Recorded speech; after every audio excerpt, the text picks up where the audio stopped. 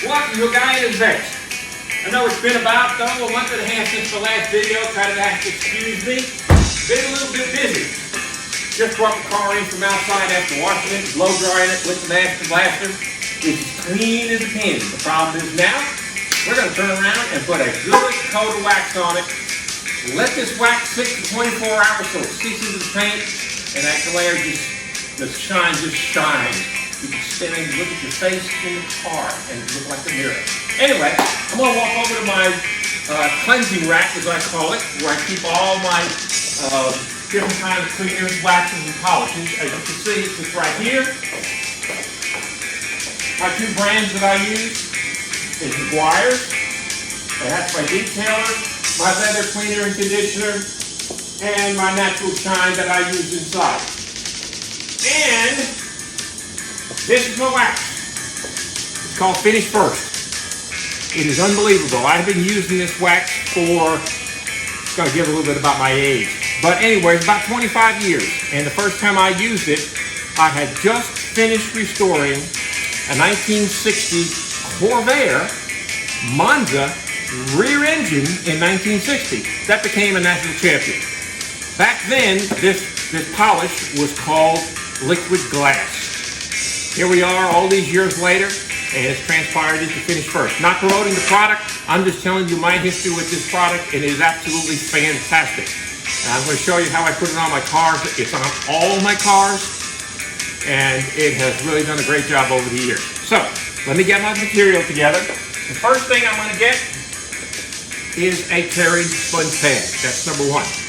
Number two, you probably wonder, where do I get all my old t-shirts and all that stuff like that? Well, when the t-shirt gets to a point where they're a little uncomfortable and stuff like that, they go in my car bin and I buy new t-shirts. So I have those stored in another place. Voila! Two t-shirts, 100% cotton t-shirts. One is to take off the polish after I initially put it on, and number two is just to buff it after I've taken the polish off just to give that extra luster. So here we go. Okay, as you see, I've laid out my two polishing cloths. One to wipe it off after I put it on, and the other one to just polish it after I wipe the polish off. Again, I'm using Finish First. It's a liquid polish. I've used this thing again for so many years. I do not put it on the stripe, although on my other Corvette I did, and I've had it for 10 years and never did bother, but I don't know what these new stripes are made of. So I use the liquid detailer after I wax the car. 12 to 15 minutes to put this polish on the car. And I usually leave it on there. I put it on everything. Every part of this car except rubber, which would be the rubber that's around the windows and the windows. I do not put it on those two parts of the automobile. But the rest of it all goes on. Okay. Everybody's got their favorite polish. Again, this is my favorite one. I have tried so many different ones. I've tried some that cost more money than this one. But to me, this is the biggest bang for your buck. Okay? Nice clean pad. I only want to put a little drop, about like that to start with. And I'm going to start with this fender, and I'm going to do that part of the hood. And it all goes in a front and back motion of putting it on the car. You don't do it in circles. You don't do it in swirls or anything like that. It's always front and back, and that's it. And you cover all parts of the car. You don't have to rub. My gosh, it's phenomenal. It goes on so easy. And what I do is to make sure I don't miss anything, I go back over when I put it on and I follow the body line. And you can see that body line right there, and I went this way. And I'm going to do it on this piece right here. Okay? You see I'm not even rubbing, there's no effort, nothing whatsoever. So that's the only piece I'm going to do right now. Actually, I might just do this little piece up here to show you how I go around it. Right now. And go around here very smoothly, like washing the car and all that stuff like that. Okay. I now have it on the top of the fender, and I have it on this side of the hood. And of course, this is the same process that I would do for the entire car. It really does great on carbon flex paint. So when it comes to the grill and the front splitter, all of that gets this polish. Now, usually, I let the polish sit on there for 24 hours. That's the optimum protection that you get from this polish. It's 24 hours. I have had it on here for 3 hours and then take it off. I have had it on here for a week. Then come in my garage and take it off. So, that's probably dry right now. So I'm going to put my polish down for a second with the applicator on top of it and get my first red. Actually, I think I'm going to do this. I'm going to put a little bit on my mirror here just to show you how deep this shine gets. You can actually walk into this paint. It's so deep to shine. And the good thing about it is, as is with other polishes, again, it's not a wax, it's a polish. It does not wash off when you wash your car, and I use McGuire's car wash. They're gold class. And bugs, love bugs, tar, anything like that, it comes right off. It doesn't stick to the car. So, 24 hours later, here we are. I look the same. The same shirt, same hat, look exactly as I did 24 hours ago. Okay, we're going to take the polish off. You saw how easy it was to go on, and now I'm going to show you how easy it is to come off. Again, white cotton t-shirt, nothing but. And again, I'm going to let y'all know, you see how easy this is coming off? I mean, oh my gosh. I'm going to have my producer come over here in just a minute and just put the camera right up against this paint. Yes, it's a new car. It only has 1,700 miles on it. But I can take it and put it on the car on the other side of it that has 40,000 miles on it, and it's dark blue and looks just as good. Probably didn't wash that car. So, here we go. I'm wiping this off. Very easy.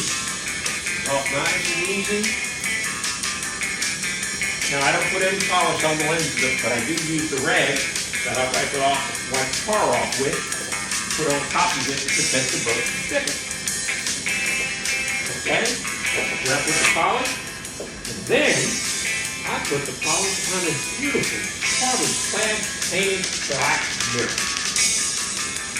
Okay, now remember, that's only a portion of the car. The whole car, 12, 15 minutes at the most, it comes off in less time than it takes you to put it on. And there's no dust, it won't stick, it's just phenomenal. So I got my next clean cloth, and I'm just taking it and buffing it just a little bit. That's all I'm doing. Just buff it like that, bring it to a hard shine. Hard polish and shine. It looks real deep. And then I'm going to let my producer come over here and take a picture of the hood of this car. And you can see the detail of my clock in that car, how deep the shine is. Then I'm going to let that producer come over to the mirror and look at how deep the shine is on there. Look at the reflection of the light. You can see her waving at you. Anyway, that's how I polish the car. Again, you got to think hypothetically in the future. That was just a portion of it. I'm getting ready to do the other side, the rest of the car. Taking a trip to the Ozark Mountains next Wednesday. Can't wait to drive the tail of the dragon, not the tail of the dragon in North Carolina, but the dragon tail in the Ozark Mountains. Really looking forward to that. Again, the protection's going to be great. I got to make this video pretty short, so that's pretty much what I do. Now, with that said, on my wheels, I put the polish on the wheels also. I didn't do it yet, but I will.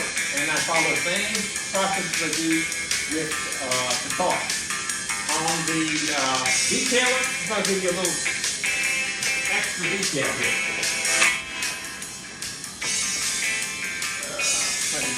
McGuire's Quick Detailer. It is phenomenal. As many of you know, it's been around for a long time. There is other products that cost a lot more and that are out there, but I'll tell you, I tried them all, and this works just as well. Same thing with this here, as I would do with with the polish. Again, remember I told you on the stripes I do not put the polish on, so I just put a spritzing of the detailer on there, which just put a little protection on top of it. And then I get my rag and I wipe it, and you can see now I just brought some more shine up with that stripe. That's pretty much it as far as my waxing goes.